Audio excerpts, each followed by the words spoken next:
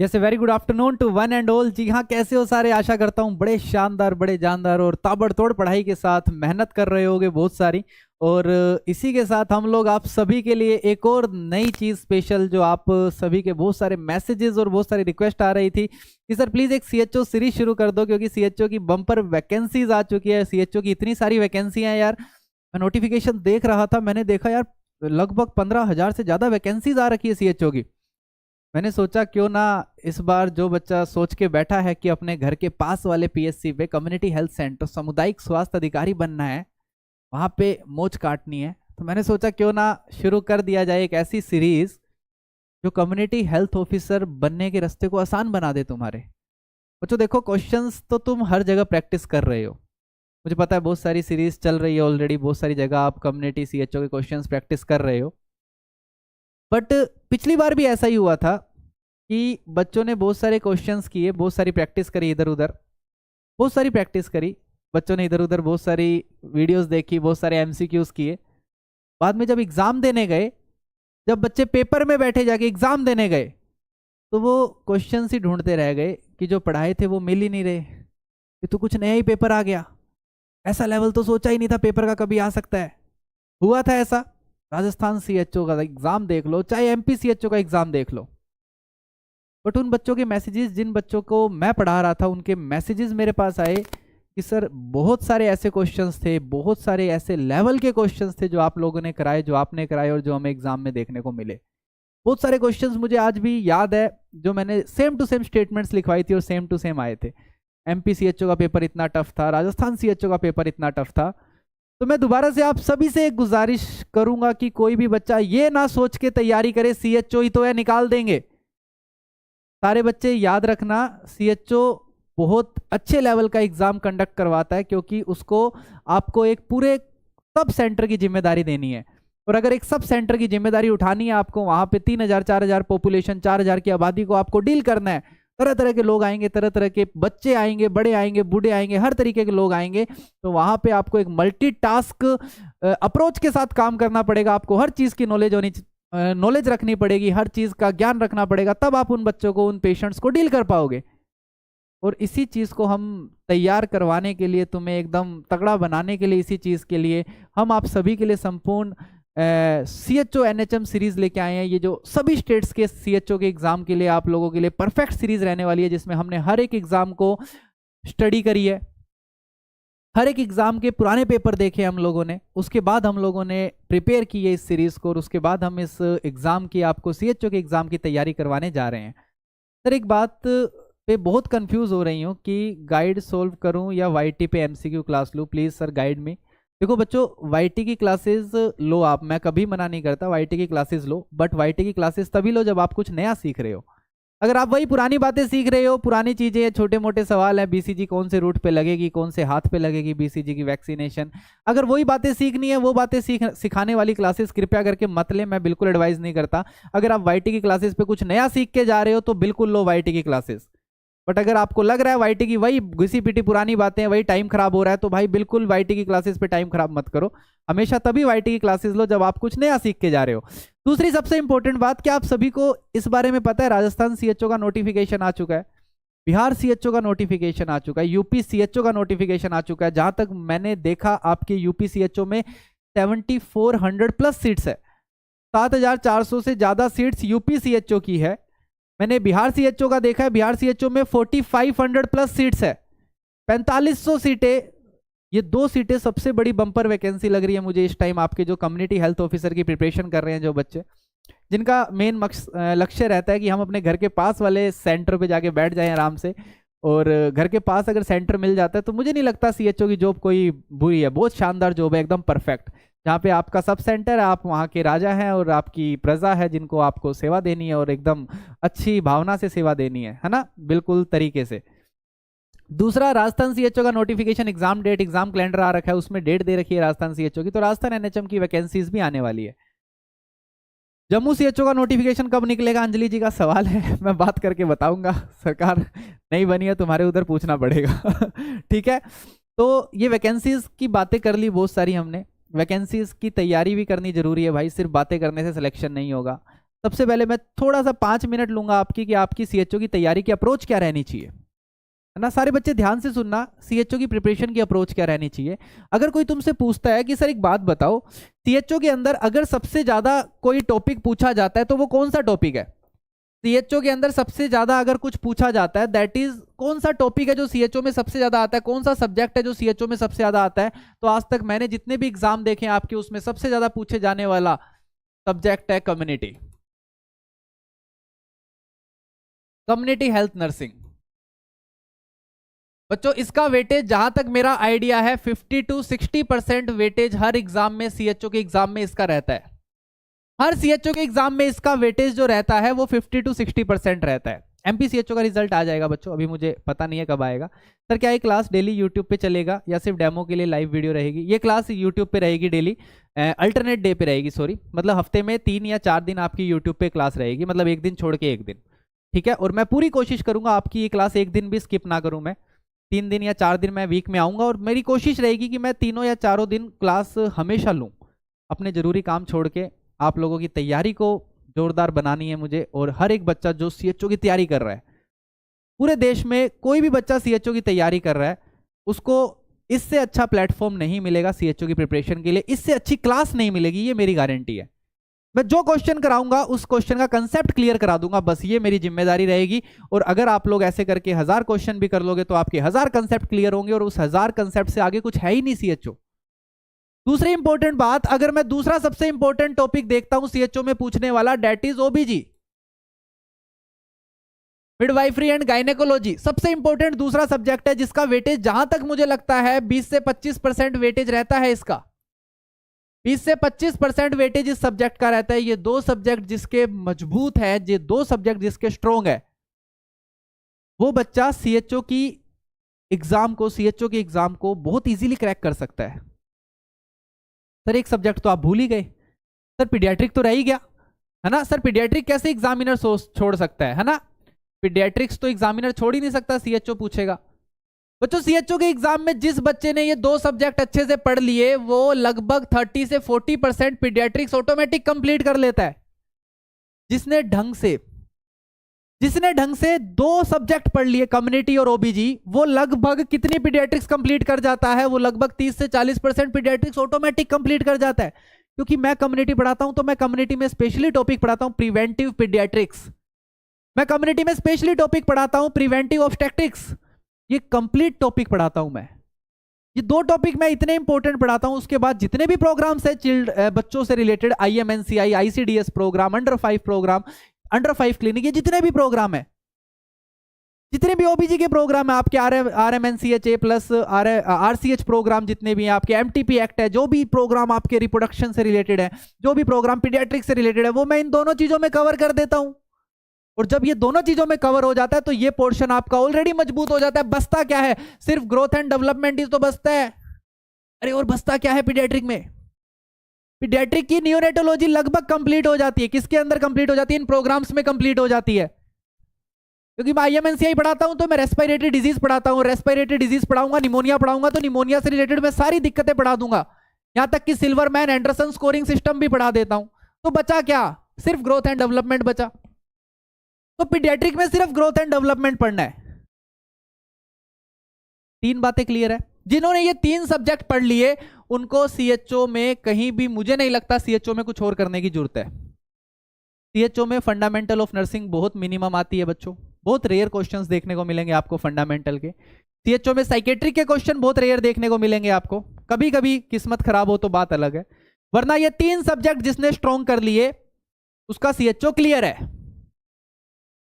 और मैं इन 3 से 4 सब्जेक्ट है, 3 सब्जेक्ट तो ये, और एक मतलब सारे सब्जेक्ट्स का मिक्सचर, जिसके अंदर मैं लगभग आपके फंडामेंटल के कुछ क्वेश्चंस इंपॉर्टेंट है जो पहले आए हुए हैं, जो साइकेट्री के कुछ क्वेश्चंस पहले आए हुए हैं, उन सबको मिला के मैंने एक ऐसी सीरीज तैयार करी है आप लोगों के लिए कि मैं दावे के साथ कहता हूं मजा आ जाएगा।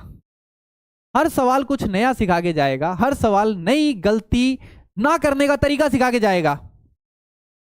हर सवाल, नॉन नर्सिंग के क्वेश्चन बहुत ज्यादा नहीं आते, किसी किसी एग्जाम में स्टेट की गाइडलाइंस है जिसमें कभी 10 आ जाएंगे, कभी 5 आ जाएंगे। नॉन नर्सिंग ज्यादा मैटर नहीं करती। वन्ना जी कह रहे सर मेरा 4 से 6 नंबर से रह गया सीएचओ, इस बार 4 से 6 नंबर एक्स्ट्रा आएंगे देखना। जितने चाहिए उससे एक्स्ट्रा दिलाएंगे। ठीक है, तो ये अपनी तैयारी रहेगी, इसी अप्रोच के साथ अपने आगे बढ़ेंगे। अपना मेन मकसद रहेगा सबसे पहले इन तीनों की थ्योरी कंप्लीट करना। मेन मकसद क्या रहेगा हमारा, इन तीनों सब्जेक्ट की सबसे पहले थ्योरी कंप्लीट करना, और वो भी थ्योरी किस तरीके से कंप्लीट करनी है, जो नोट्स मैं बनवाता हूं उस तरीके से कंप्लीट करनी है। जो नोट्स मैंने बनवा रखे हैं उन तरीके से इसकी थ्योरी कंप्लीट करनी है बच्चों, क्योंकि नोट्स सबसे इंपॉर्टेंट पॉइंट होता है, सबसे इंपॉर्टेंट चीज होती है जो एग्जाम से पहले हम लेके चलते हैं। एग्जाम से पहले हमारे पास कुछ ऐसा होना चाहिए जिसको फटाफट रिवाइज कर लें, जिसको फटाफट देख ले। अगर एग्जाम से पहले एक पहाड़ दिखेगा हमें रिवाइज करने के लिए तो हम सोचते हैं छोड़, जो होगा देख ही जाएगा, बट एग्जाम से पहले अगर सिर्फ एक कॉपी रिवाइज करनी पड़े तो हम उठा के पन्ने पलट लेंगे, और वो रिवीजन बहुत इंपॉर्टेंट है। तो सबसे इंपॉर्टेंट थ्योरी विद नोट्स, वो भी नोट्स कौन से, जो हमने बनवाए हैं, जो हम बनवा रहे हैं ऑलरेडी, जो हम पढ़ा रहे हैं लाइव क्लासेस के अंदर आप लोगों को, वो नोट्स बहुत इंपॉर्टेंट है बच्चों। कहीं से भी जुगाड़ करो, कहीं से, मैं नहीं कह रहा सब्सक्रिप्शन लेके ही करो, जहां से मिल रहे हैं अपने दोस्तों को पूछो, वाईटी पे बात करो, कोई नोट्स दे सकता है क्या भाई लो, जिसको ये नोट्स मिल जाए समझ लेना कम्युनिटी का सबसे बड़ा अस्त्र मिल गया। और कम्युनिटी के नोट्स इतने शॉर्ट एंड स्वीट बनवा रखे हैं, जिसने वो पढ़ लिए उससे ज्यादा कम्युनिटी नहीं है। ठीक है, दूसरा इंपॉर्टेंट पॉइंट, जब हम नोट्स कर लेंगे, नोट्स करने के साथ साथ थ्योरी के साथ साथ हमें डेली का टाइम निकालना है, डेली हमें टाइम स्पेंड करना है। डेली कितना समय निकालना है, 2 से 3 घंटे का टाइम निकालना है हमें, किसके लिए, एमसीक्यू के लिए। ये थ्योरी के साथ साथ टाइम निकालना है 2 घंटे का 3 घंटे का एमसीक्यू प्रैक्टिस करने के लिए, थ्योरी के साथ साथ टाइम स्पेंड करना है। एक बार जब हम इन दोनों में परफेक्ट हो जाएंगे, थ्योरी कंप्लीट हो जाएगी हमारी, एमसीक्यू भी थोड़ी थोड़ी प्रैक्टिस हो रही है साथ में, उसके बाद एक दौर आएगा एग्जाम से 30 से 40 दिन पहले। वो दौर आएगा जब हमारी थ्योरी कंप्लीट होगी, जब हमारे थोड़े बहुत एमसीक्यू कंप्लीट होंगे। अब ये 30 और 40 दिन जो हमारे पास बचेंगे, इसके अंदर हमें रोज 7 से 8 घंटे सिर्फ एक ही काम करना है, सिर्फ एमसीक्यू प्रैक्टिस करनी। और एमसीक्यू प्रैक्टिस भी हर जगह से नहीं करनी। एमसीक्यू हम कौन से करेंगे, हम सारे के सारे पीवाईक्यू करेंगे जो पुराने पेपर्स में आ रखे हैं, उनको ढूंढेंगे। उसको ढूंढने की जिम्मेदारी मेरी, पुराने पीवाईक्यूज निकाल के लाने की जिम्मेदारी मेरी है। वो सारे पीवाईक्यू आपको यहाँ पे दिखेंगे मेरी सीरीज के अंदर, जितने क्वेश्चन जितने पेपर हैं। हमारी टीम बहुत अच्छे से काम कर रही है इसके ऊपर, लगा दिया है सबको, मैंने बोल दिया है जितने क्वेश्चन पेपर ढूंढ सकते हो पिछले सीएचओ के आए हुए सारे ढूंढो, और लेटेस्ट ढूंढो, 21, 22, 23 के ढूंढो, 2021, 2022, 2023 जहां जहां एग्जाम हुए सबके क्वेश्चन निकालो, वो लगे हुए हैं, सारे पेपर आ जाएंगे। वो जिम्मेदारी मेरी है, सिर्फ वो प्रैक्टिस मैं करवाऊंगा तुम्हें। तुम्हारा काम क्या है, कंटिन्यूटी और कंसिस्टेंसी बना के रखना। जो बच्चा कंसिस्टेंसी के साथ यहाँ टिक गया, मैं दावे के साथ कहता हूँ, सीएचओ तो मैं सिर्फ नाम के लिए बता रहा हूं तुम्हें, तुम इन 3 सब्जेक्ट जो मैं कराऊंगा तुम्हें सीएचओ के लिए, उस 3 सब्जेक्ट में तुम किसी भी देश का कोई भी एग्जाम क्रैक कर दोगे। ये 3 सब्जेक्ट जो मैं करा रहा हूं, ये तुम्हारे सिर्फ सीएचओ को मजबूत नहीं करेंगे, याद रखना, ये तुम्हारे देश के किसी भी एग्जाम को मजबूत करेंगे। तो कोई बच्चा सिर्फ ये सोच के आए यहाँ तो सीएचओ के लप्पू सवाल कराए जाएंगे, ना बाबा ना, ऐसी गलती मत कर देना।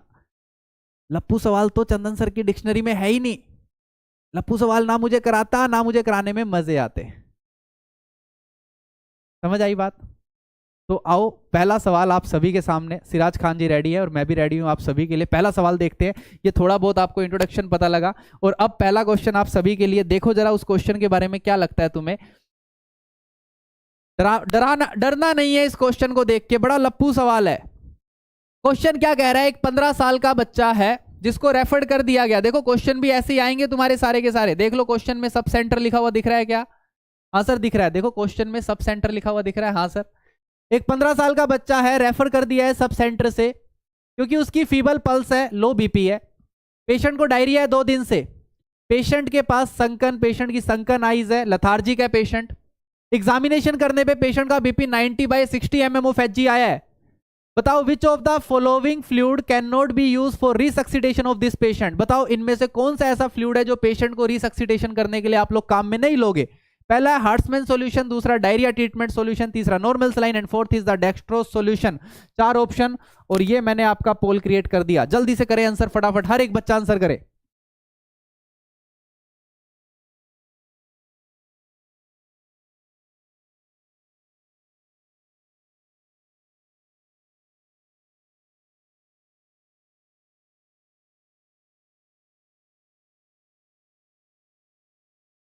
लगाओ लगाओ, निशाने लगाओ सही जगह।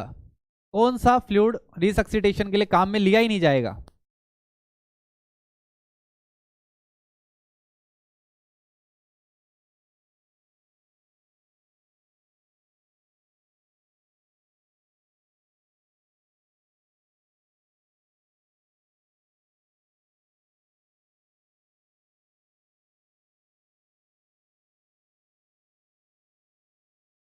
ठीक है, देखे चलो देखते हैं क्या रहता है सर। देखो हार्ट्समैन सॉल्यूशन पता है किसको बोलते हैं? अरे इसको बोलते हैं क्या? हार्ट्समैन सॉल्यूशन आरएल को बोलते हैं। हाँ सर, हार्ट्समैन सॉल्यूशन रिंगर लैक्टेट का नाम है बच्चों। आरएल को हार्ट्समैन सॉल्यूशन बोला जाता है। ठीक है, आरएल को हार्ट्समैन सॉल्यूशन बोला जाता है, सारे बच्चे याद रखना। दूसरा, डायरिया ट्रीटमेंट सॉल्यूशन दिया जा सकता है सर। पेशेंट के रास्ते खुले पड़े हैं, पेशेंट के गेट ही खुले पड़े हैं 2 दिन से, तो डायरिया तो होगा ही पेशेंट को, है कि नहीं? पेशेंट को डायरिया तो होगा ही, रास्ते खुले पड़े हैं पेशेंट के। नॉर्मल सलाइन सर बिल्कुल दे सकते हैं, नॉर्मल सलाइन तो बहुत अच्छा फ्लूइड है सर। नॉर्मल सलाइन और आरएल हम दे सकते हैं, कोई दिक्कत नहीं है, क्योंकि ये आइसोटोनिक है ना, ये भी आइसोटोनिक है, आइसोटोनिक दे सकते हैं, कोई बड़ी बात नहीं है। बट क्या रिसक्सीडेशन के लिए मैं डेक्सट्रोज यूज कर सकता हूं क्या? रिसक्सीडेशन का मतलब क्या है? रिसक्सीडेशन का मतलब स्पीड से देना है फ्लूइड, फटाफट फ्लूइड देना है। और अगर उसको डेक्सट्रोज दे दिया फटाफट, सोच के देखो, अगर उसको डेक्सट्रोज दे दिया तो पेशेंट के अंदर पहले ही फ्लूइड की कमी है, पेशेंट को बीपी कम हो रखा है ऑलरेडी, है ना, पेशेंट की पल्स फीबल है, पेशेंट का बीपी है, पेशेंट को डायरिया हो रहा है 2 दिन से। क्या ऐसी कंडीशन के अंदर पेशेंट को तुम हाइपरटोनिक सलाइन दे सकते हो क्या? नहीं दे सकते, हाइपरटोनिक सलाइन नहीं दे सकते। और एक और खास बात बताता हूं तुम्हें, और खास बात बताता हूं तुम्हें, डेक्सट्रोज सॉल्यूशन हेड इंजरी के पेशेंट को भी नहीं दिया जाता। हेड इंजरी में भी कॉन्ट्रा इंडिकेटेड रहता है, हेड इंजरी को भी नहीं देना। जिस पेशेंट का आईसीपी बढ़ा हुआ है, आईसीपी बढ़ा हुआ है, उसमें भी डेक्सट्रोज सॉल्यूशन नहीं दिया जाता, उसमें भी डेक्सट्रोज सॉल्यूशन नहीं दिया जाता। समझ में आई? तो यहां पे कौन सा फ्लूइड रिसक्सीडेशन के लिए कभी भी काम में नहीं लिया जाता? That is the dextrose solution. IV dextrose नहीं काम में लिया जाता। क्या बात है यार, अरे लड्डू और पेड़ो, अदिति मन्ना जी मान गए, मोहसिन जी बहुत बढ़िया। ठीक है, बढ़िया बच्चों, लगे रहो फटाफट, ऐसे लगभग हर एक बच्चा सही आंसर करेगा तो मेरा दिल गार्डन गार्डन हो जाएगा। आओ इधर आओ, अगला क्वेश्चन है, what is the recommended dose for zinc supplement in children with diarrhoea?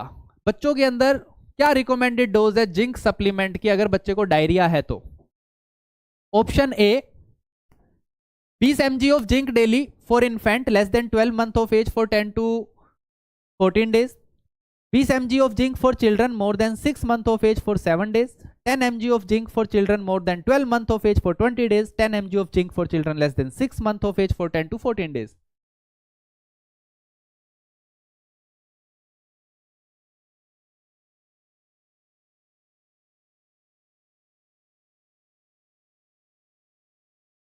चलो ऑप्शन ध्यान से समझना और फिर आंसर करना।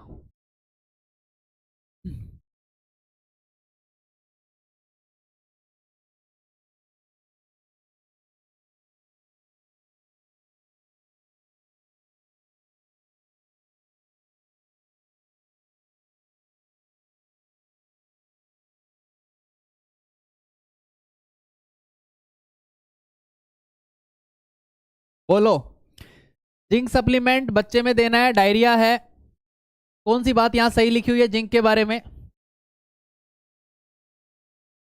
कौन बताएगा? सर जी हम बताएंगे, है ना? चलो भाई करो, कमेंट करो फटाफट।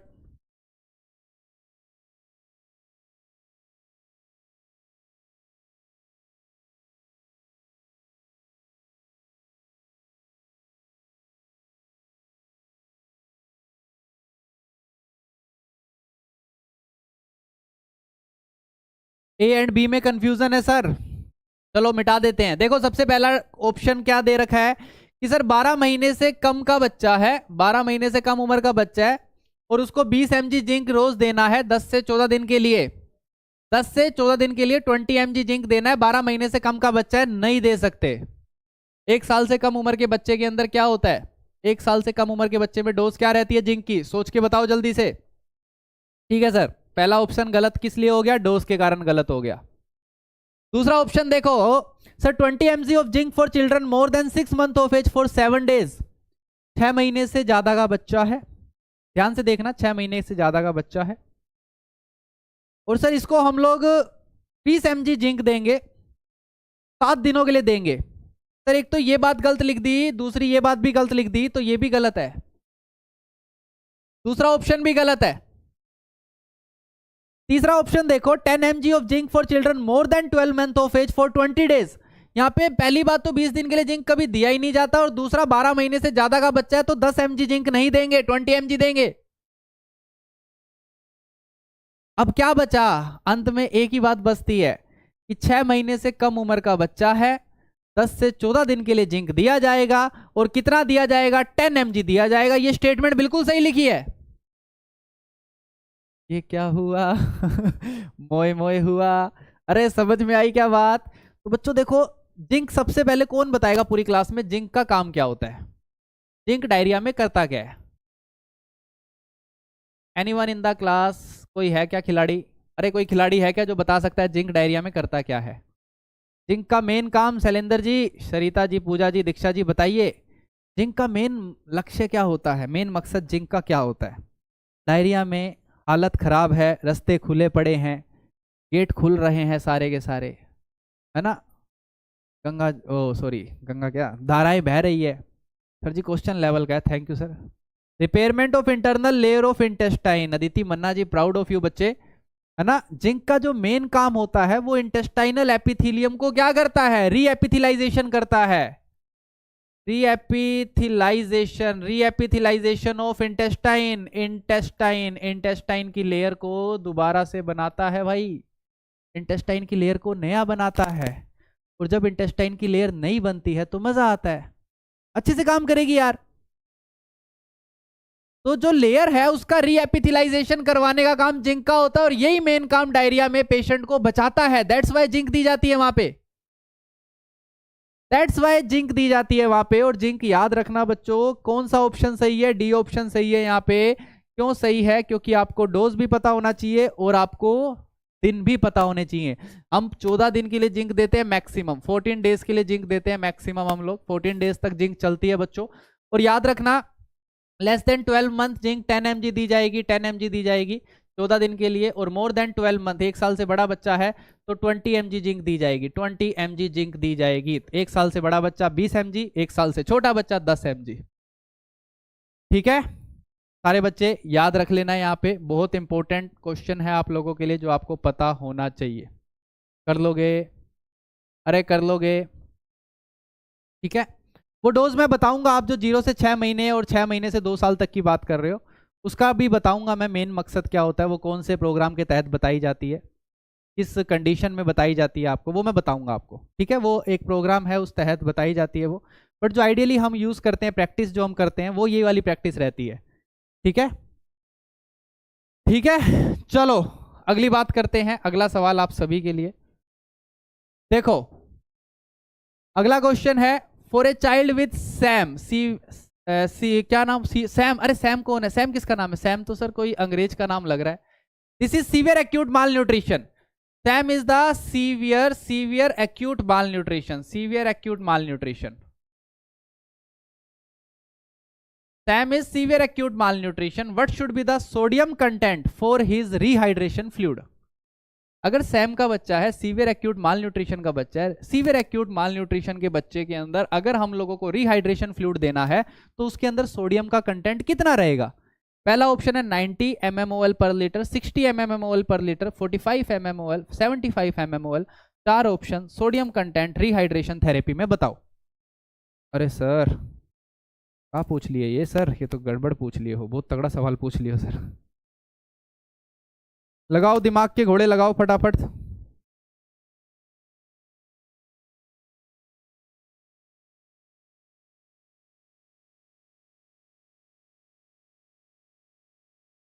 सारे बच्चे आंसर करेंगे,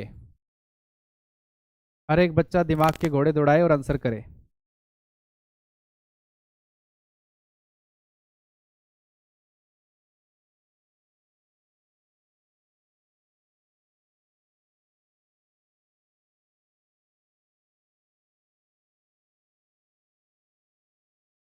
सीवियर एक्यूट माल न्यूट्रिशन है भाई, रिहाइड्रेशन फ्लूइड की बात करी जा रही है।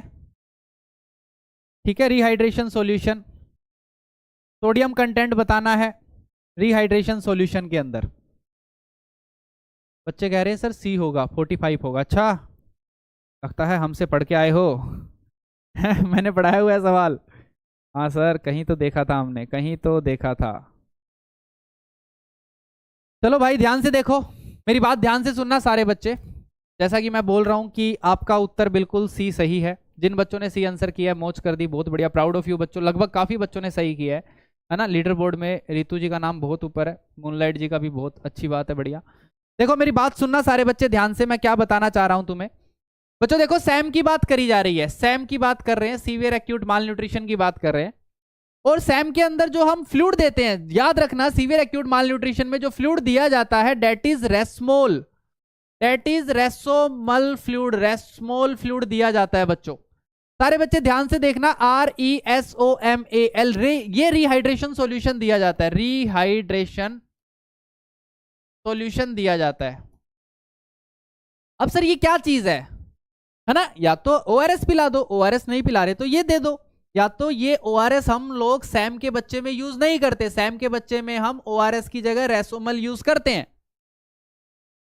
सैम के बच्चे में ORS की जगह क्या यूज करते हैं, रेसोमल यूज करते हैं। मैं वापस से लिख देता हूं, विजिबल नहीं हो रहा तो देखो फटाफट। सैम का बच्चा है, सीवियर एक्यूट माल न्यूट्रिशन का बच्चा है, रेसोमल सॉल्यूशन यूज किया जाता है, रेसोमल सॉल्यूशन यूज करते हैं हम सैम के बच्चे के अंदर, जो कि ORS से अलग होता है, जो कि ORS से अलग होता है। अगर मैं स्टैंडर्ड ORS की बात करूं, अगर मैं स्टैंडर्ड ORS की बात करता हूं, तो स्टैंडर्ड ORS से रेसोमल सॉल्यूशन कैसे अलग होता है, रेसोमल सॉल्यूशन कुछ इस तरीके से अलग होता है। ध्यान से देखना कि अगर मैं ग्लूकोज की बात करता हूं, ग्लूकोज की बात करता हूं, तो ग्लूकोज ORS में कितना होता है बताओ भाई। अरे कितना होता है, 75 होता है कि नहीं होता। हाँ सर 75 होता है। ORS में ग्लूकोज कितना होता है, 75 होता है। बट अगर रेसोमोल की बात करूं तो ग्लूकोज ज्यादा चाहिए इस बच्चे को, क्योंकि वो सीवियर एक्यूट माल न्यूट्रिशन का बच्चा है, तो उसको ग्लूकोज ज्यादा देना पड़ता है, 125 देना पड़ता है। वहीं मैं सोडियम की बात करता हूं, तो सोडियम की बात करता हूं तो सोडियम स्टैंडर्ड ORS में कितना होता है, 75 ही होता है। ये 1:1 में होते हैं ORS के अंदर, ORS में ये 1:1 में होते हैं। बट रेसोमोल के अंदर सोडियम कम करना पड़ता है भाई, यहां पे ये 45 होता है। लो सोडियम लो पोटेशियम रहता है रेसोमोल में, क्या बात है, बहुत बढ़िया बच्चों, समझ में आ रही है बात।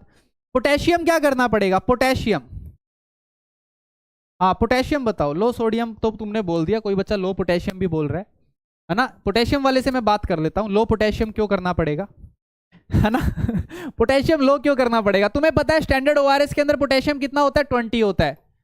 बट रेसोमोल में पोटेशियम कम नहीं किया जाता, पोटेशियम बढ़ाया जाता है, याद रखना इंपॉर्टेंट बात है ये, पोटेशियम बढ़ाया जाता है। रेसोमोल के पेशेंट के अंदर रिहाइड्रेशन सॉल्यूशन देना है, डायरिया में पोटेशियम लॉस हो रहा है, तो पोटेशियम को बढ़ाया जाएगा लड्डू और पेड़ों, कम नहीं किया जाता, पोटेशियम को बढ़ाया जाता है। इवन क्लोराइड, क्लोराइड को भी बढ़ाया जाता है। क्लोराइड की बात करता हूं तो ORS के अंदर लो ओस्मोलैरिटी ORS में 65 होता है, जबकि रेसोमोल में क्लोराइड 70 किया जाता है, तो क्लोराइड को भी बढ़ाया जाता है, याद रखना सारे के सारे, कर लोगे। अगर मैं ओस्मोलैरिटी की बात करता हूं तो standard ORS, low osmolarity ORS, WHO की ओस्मोलैरिटी जो रहती है वो लगभग 245 होती है। ओस्मोलैरिटी, ओस्मोलैरिटी की बात करूं तो स्टैंडर्ड ORS की ओस्मोलैरिटी 245 होती है, जबकि आपकी रेसोमोल की ओस्मोलैरिटी 300 होती है। बड़ा इंपॉर्टेंट क्वेश्चन है बच्चों, ये बहुत इंपॉर्टेंट क्वेश्चन है, कर लोगे। एक और खास बात बताता हूं, स्टैंडर्ड ORS के अंदर मैग्नीशियम, जिंक और कॉपर नहीं होता, जबकि रेसोमोल के अंदर मैग्नीशियम, जिंक और कॉपर भी होता है। ये तीनों चीजें ऐड होती है यहाँ पे रेसोमोल के अंदर, स्टैंडर्ड ORS के अंदर ये तीनों चीजें एब्सेंट होती है। कौन सी तीन चीजें, ये जिंक, कॉपर, मैग्नीशियम, ये नहीं होता, कर लोगे। हर एक क्वेश्चन के कॉन्सेप्ट ऐसे क्लियर कराऊंगा, ऐसे छापते जाना, साथ साथ एक कॉपी बन जाएगी CHO की, जो लास्ट में रिवाइज करके जाना, उससे बाहर कुछ पढ़ने की जरूरत नहीं है किसी भी बच्चे को, कर लोगे, कर लोगे ना। चलो अगला क्वेश्चन देखें फिर, अगला क्वेश्चन देखें, आंसर बता दिया मैंने उसका। चलो next question on your screen, what is the average incubation period of typhoid fever, 10 से 14 दिन, 3 से 5 दिन, 21 से 25 दिन, 7 से 10 दिन। चार ऑप्शन है, बहुत आसान सवाल है ये तो, इसमें तो मुझे लगता ही नहीं कुछ पढ़ने वाला है। एवरेज सॉल्यूशन बताओ, एवरेज इंक्यूबेशन पीरियड बता दो।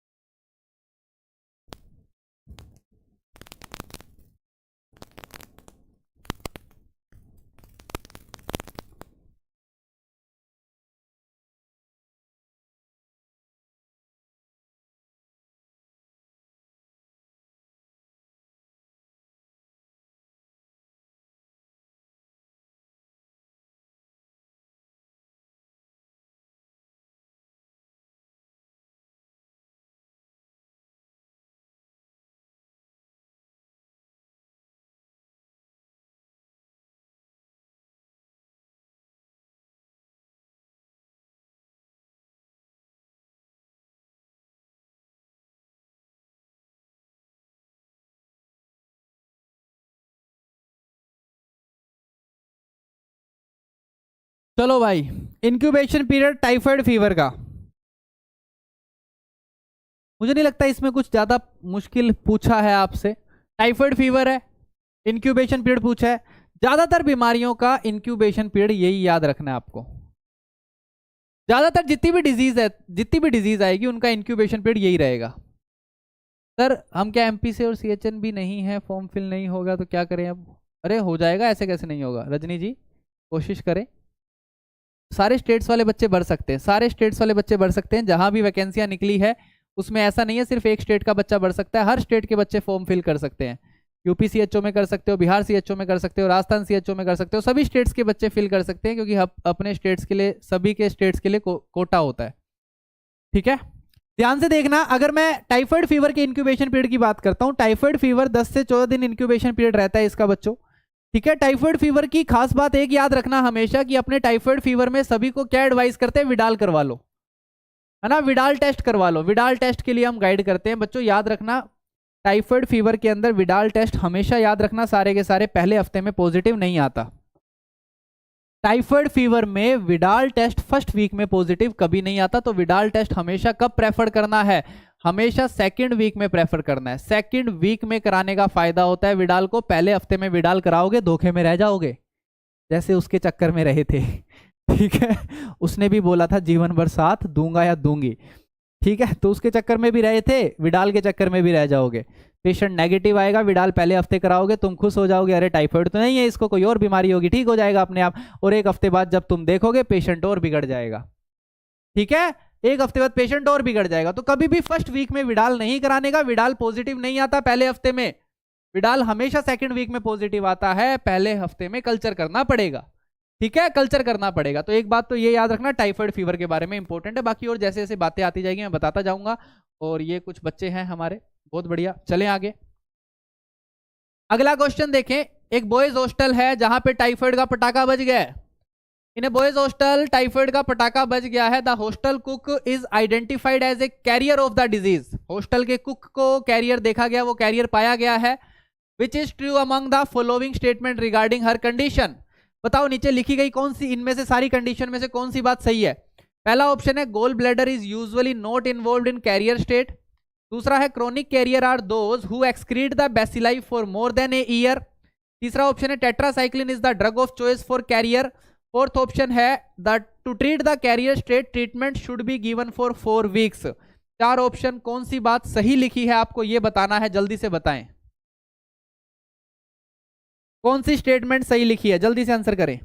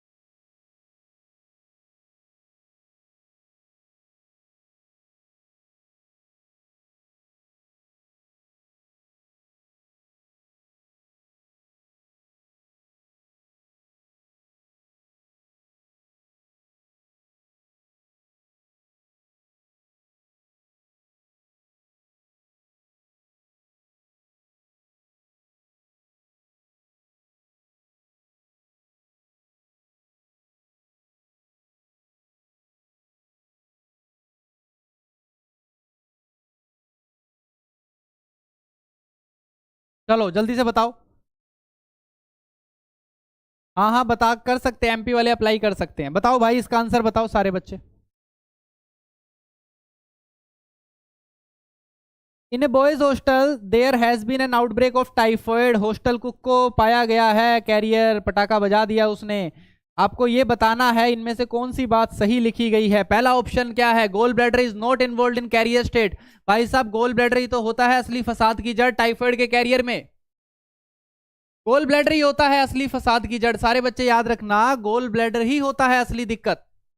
गोल ब्लैडर के अंदर ही क्या होता है, गोल ब्लैडर के अंदर ही कैरियर जो होता है इसका टाइफाइड का, वो अंदर बैठ जाता है छुप के। को निकाल पाना नामुमकिन होता है, तो जो क्रोनिक कैरियर होते हैं टाइफाइड के, उनका गोल ब्लैडर ही निकाल दिया जाता है, उनका गोल ब्लैडर ही निकाल दिया जाता है। तो पहला ऑप्शन इसलिए गलत है क्योंकि यहाँ पे नोट लिखा हुआ है और हमारे को पता है कि गोल ब्लैडर इन्वॉल्व होता है, तो पहला ऑप्शन गलत है। दूसरी बात देखना सारे बच्चे, chronic carrier are those who excrete the bacilli for more than a year. Chronic carrier उनको कहा जाता है जो 1 साल से ज्यादा समय के लिए बैसिलाई को बांट रहे हैं। नो डाउट क्रोनिक कैरियर इन्हीं को कहा जाता है भाई, जो 1 साल से ज्यादा बांट रहे हैं बीमारी को, that are called chronic carrier, उन्हीं को क्रोनिक कैरियर कहा जाता है। तो ये बात बिल्कुल सही है, क्रोनिक कैरियर वो होते हैं जो 1 साल से ज्यादा समय तक कैरियर्स को बांट रहे हैं। तीसरा क्वेश्चन पूछा गया है, tetracycline is drug of choice for carrier. नहीं भैया, टेट्रासाइक्लिन ड्रग ऑफ चॉइस नहीं होती कैरियर के लिए, गलत बात है। सिप्रोफ्लॉक्सिन, क्या बात है मोहसिन जी, टेट्रासाइक्लिन ड्रग ऑफ चॉइस नहीं होती है। एंड लास्ट है, कैरियर स्टेट को ट्रीट करने के लिए ट्रीटमेंट 4 हफ्ते के लिए दिया जाता है। अबे कहां से 4 हफ्ते के लिए दिया जाएगा, 4 हफ्ते में तो बीमारी ठीक हो जाती है, कैरियर स्टेट को कहां से 4 हफ्ते में ठीक कर दोगे, ठीक है। बट अगर क्रोनिक कैरियर है और गोल ब्लैडर में जाके बैठ जाता है आपका टाइफाइड का पॉजिटिव एजेंट, तो याद रखना 4 हफ्ते क्या कितने टाइम तक दवाई दे दो, गोल ब्लैडर से निकलता ही नहीं है, ठीक है। तो आरएन नंबर के लिए अप्लाई कर दो मानवी जी, आरएन नंबर के लिए अप्लाई कर दो, आ जाएगा, है ना, आ जाएगा आरएन नंबर, कोई बड़ी बात नहीं है, लास्ट डेट से पहले आरएन नंबर मिल जाएगा, अप्लाई कर दो। सर उसके लिए सीएचएन सर्टिफिकेट मांग रहे हैं, जो पहले नहीं था 2020 के बाद आया। तो जिनके पास सर्टिफिकेट नहीं है उनको ट्रेनिंग कराते हैं, ट्रेनिंग करा के एग्जाम लेते हैं, एग्जाम लेने के बाद उनको सर्टिफिकेट मिल जाता है। दोनों ऑप्शन है ना यार, दोनों ऑप्शन ही तो है। पहले तो यही हो रहा था, जिनके पास सर्टिफिकेट है उनको ट्रेनिंग नहीं दी जाती, जिनके पास सर्टिफिकेट नहीं है उनको ट्रेनिंग दी जाती है। तो ट्रेनिंग देने के बाद एग्जाम देना पड़ता है, एग्जाम देने के बाद उनका रिजल्ट आता है, उनको सर्टिफिकेट मिल जाता है, ठीक है। तो यहाँ पे जो सही ऑप्शन है डेट इज बी।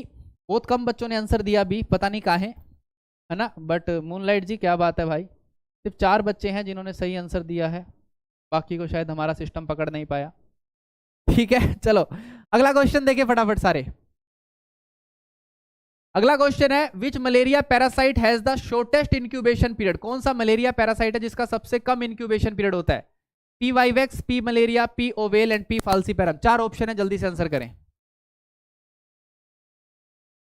पूजा जी कह रहे हैं सर हमारे मैसेज का जवाब नहीं दे रहे हो, पार्सलिटी कर दिए हो।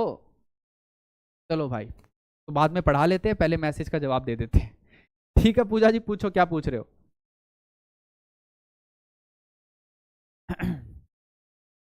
सर पोल ही नहीं आ रहा, पोल नहीं आएगा, बस आपको कमेंट करना है, कमेंट बॉक्स के अंदर पोल अपने आप पकड़ लेगा तुमने क्या लिखा है, ठीक है, पोल अपने आप पकड़ लेगा। सर जी विदाउट सीसीएच फॉर्म फिल नहीं कर सकते जीएनएम वाले। हाँ फिर तो दिक्कत है भाई, अगर नहीं कर सकते। बस वो बिहार सीएचओ का फॉर्म फिलअप नहीं हो रहा क्योंकि उसमें डिग्री मांग रहे हैं। देखो सब बता रहे हैं ना, अरे मैं मेरी जरूरत कहाँ है, सब बता तो रहे हैं तुम्हें। सिर्फ बिहार सीएचओ का फॉर्म फिल नहीं हो रहा, उसमें डिग्री मांग रहे हैं, बाकी सब जगह फिल हो रहा है, उन्होंने ऐसा बताया है अभी। चलो बताओ मलेरिया पैरासाइट सबसे छोटा इंक्यूबेशन पीरियड किसका होता है, कोई भी बच्चा बताए।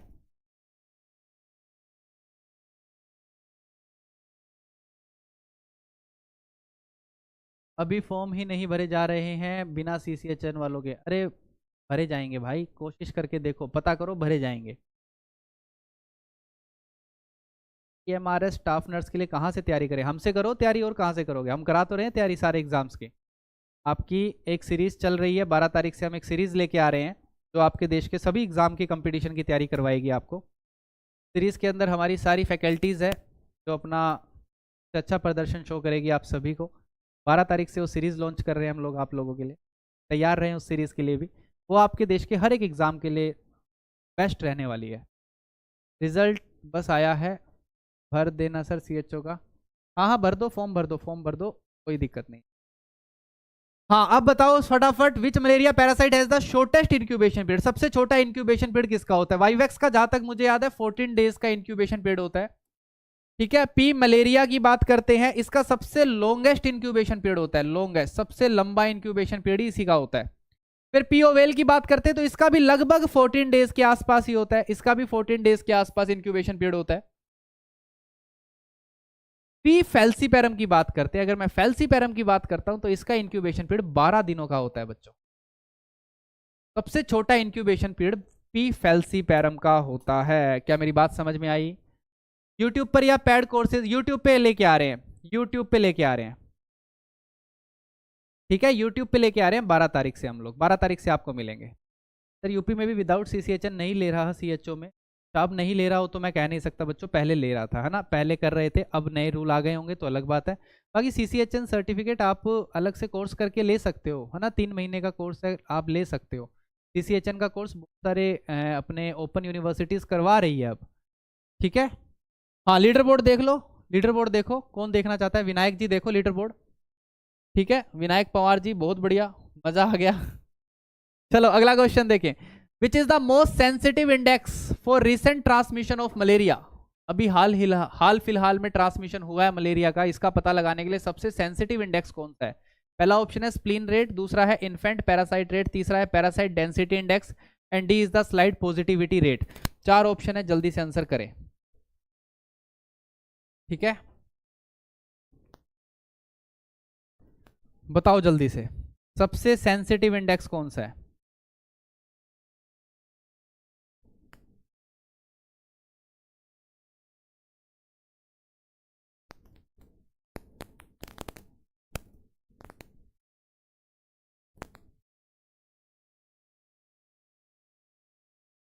चार ऑप्शन आप सभी के सामने। सर मैं बहुत ज़्यादा कंफ्यूज, जैसी नर्स करके भी, अरे मानवी जी, लोग खुश होते हैं, तुम कंफ्यूज हो रहे हो।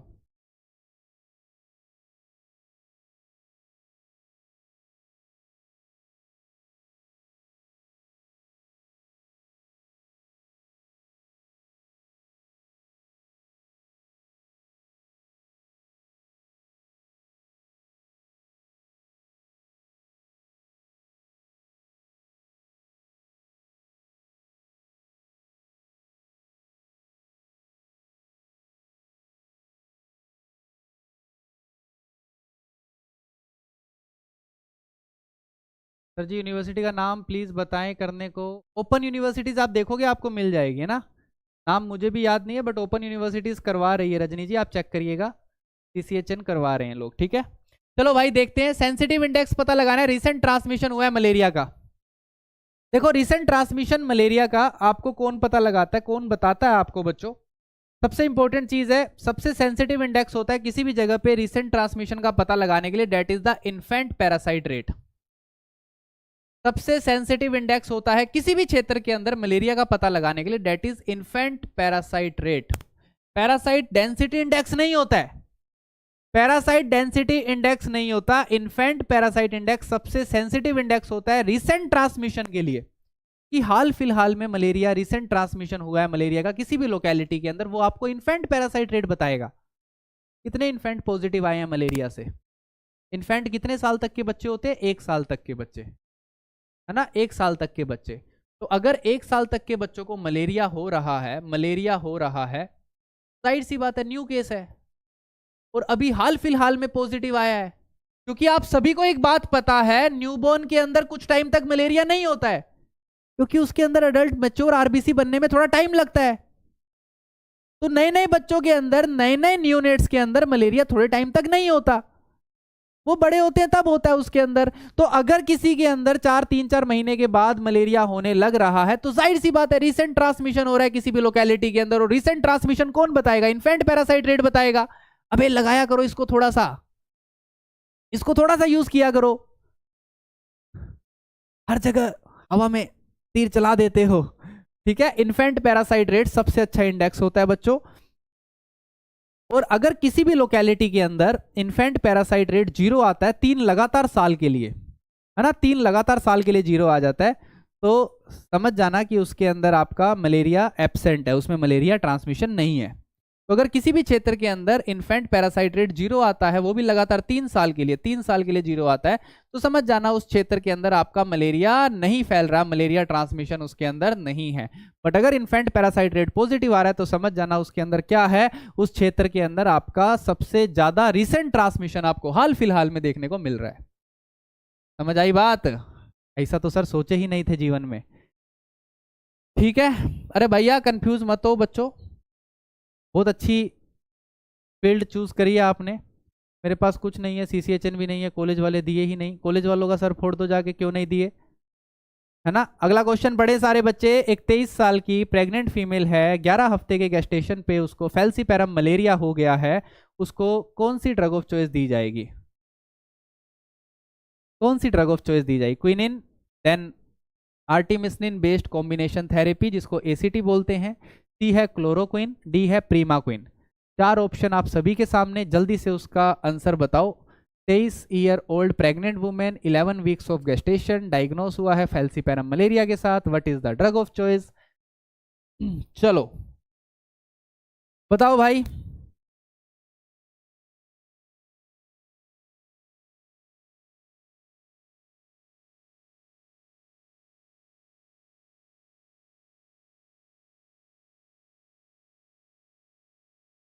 देखो, मैं कहता हूं मैं हर सवाल में कुछ नया सिखा के जाऊंगा।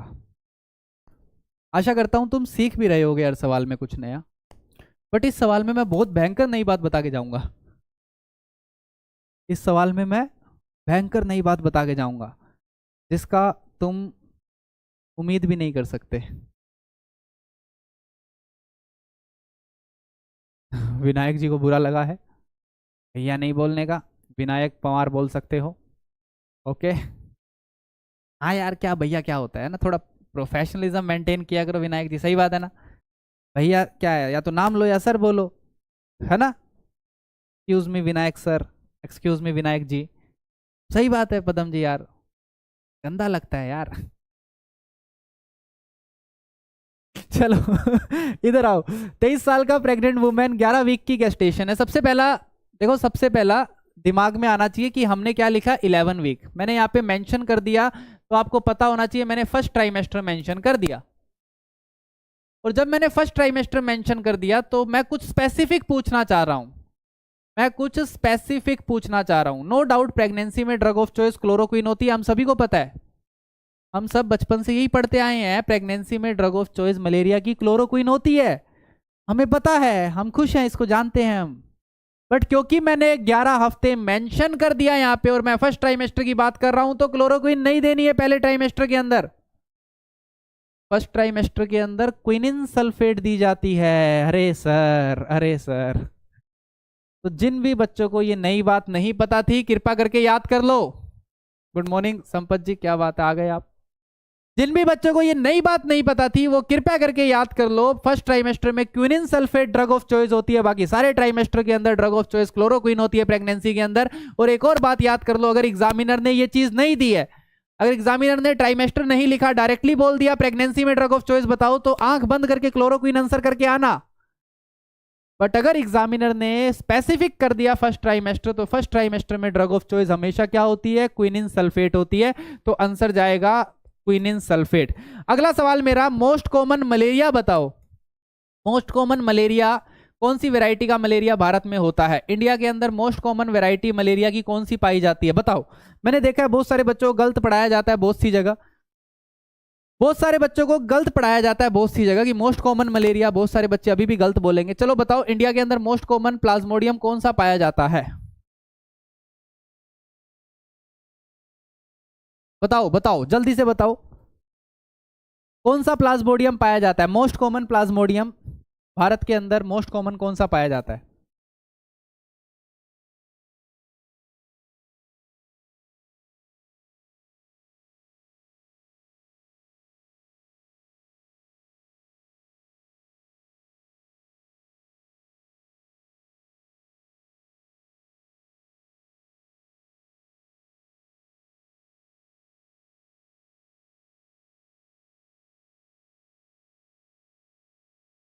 रेयर ओवेल होता है। अच्छा, विनायक जी कह रहे सर हम तो रेयर वाली बात बताएंगे।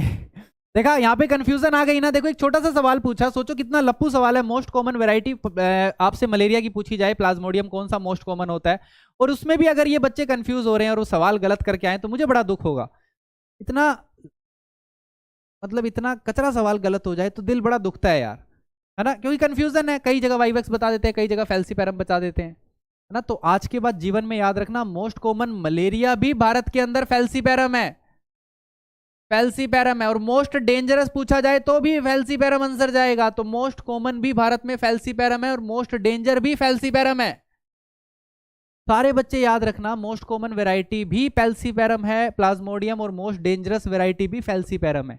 आज के बाद कोई भी बच्चा वाइवेक्स नहीं बोलेगा, most common and most dangerous variety falciparum रहेगी, सारे बच्चे याद रखना, ठीक है। और कौन बच्चा बताएगा मुझे मलेरिया के अंदर सेक्सुअल डेवलपमेंट कौन करता है?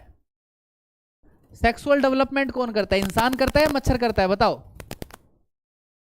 मलेरिया में सेक्सुअल डेवलपमेंट कहां पे होता है? ह्यूमन में होता है या मॉस्किटो में होता है? बताओ, ह्यूमन में होता है या मॉस्किटो में होता है? कहां पे होता है बे? मॉस्किटो में, पक्का? हाँ देखो, मजे असली जिंदगी के मच्छर ही ले रहा है ना। इंसान तो बस ऑल आउट लगाता फिर रहा है। तो सेक्सुअल डेवलपमेंट मॉस्किटो में होता है, ठीक है, मॉस्किटो में होता है। और ए सेक्सुअल डेवलपमेंट किस में होता है? ए सेक्सुअल डेवलपमेंट ह्यूमन के अंदर होता है, ह्यूमन के अंदर होता है। अरे कर लोगे याद? कर लोगे ना? ठीक है, चलो बहुत बढ़िया भाई, ठीक है, बहुत बढ़िया। इतना सब कर लिया। इतना सब करने के बाद आओ सारे बच्चे पहले सवाल पे चलते हैं। जिंक के बारे में कुछ मैंने बोला, मैंने बाद में बताऊंगा। आ जाओ जल्दी आओ, जिंक के बारे में बात करते हैं। इधर आओ सारे बच्चे। देखो सारे बच्चे ध्यान से सुनना। जिंक हम आइडियल नॉर्मली हम हॉस्पिटल्स के अंदर जो यूज करते हैं 1 साल और 6 महीने वाला, 1 साल और 1 साल से ज्यादा वाला प्रोटोकॉल। बट देखो एक बार सारे बच्चे दोबारा से ध्यान से सुनना। एक छोटी सी चीज मैं तुम्हें कंफर्म कर देता हूं ताकि तुम गलत ना करके आओ आंसर।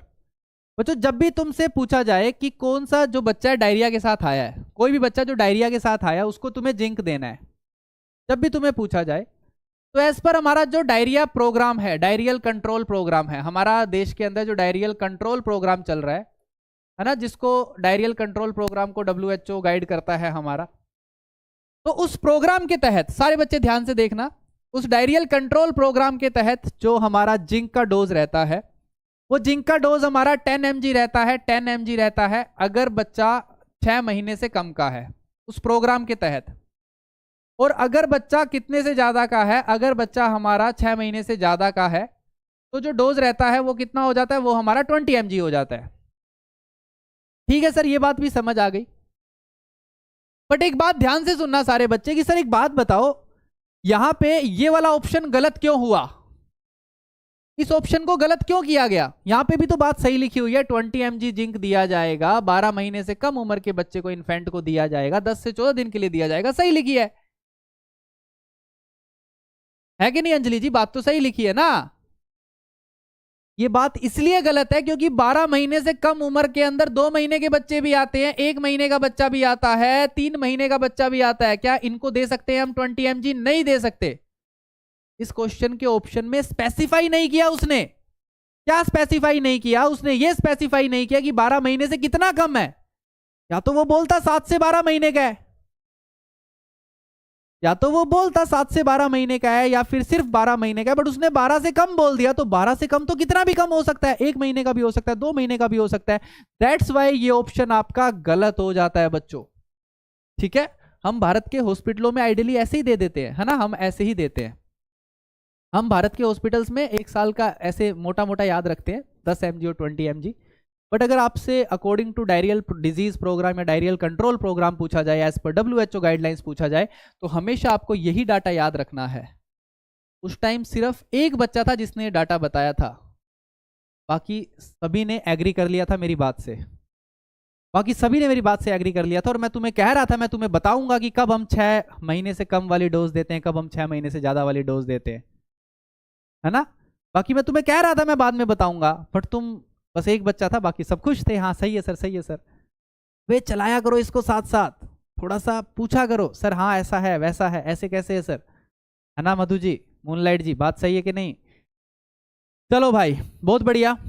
ऐसे ही कुछ नए अध्याय रोज लेकर आऊंगा, मतलब कल नहीं होगी, परसों होगी, फिर उसके अगले दिन नहीं होगी, उसके अगले, एक दिन छोड़ के एक दिन मेरी क्लास आपको मिलेगी, ठीक है। एक दिन छोड़ के एक दिन मेरी क्लास आप लोगों को मिलेगी। जिनको जो भी डाउट है, CCH वाले और कोई भी डाउट है, वो कमेंट सेक्शन में भर देना। आज जो भी कमेंट होगा क्लास के बाद कमेंट करना, जो भी डाउट है जिनको कि हमें ये करना है, हमारा GNM पूरा है, हम ये भर सकते हैं, हम वो कर सकते हैं, जिनको जितने डाउट है वो कमेंट सेक्शन में लिखना।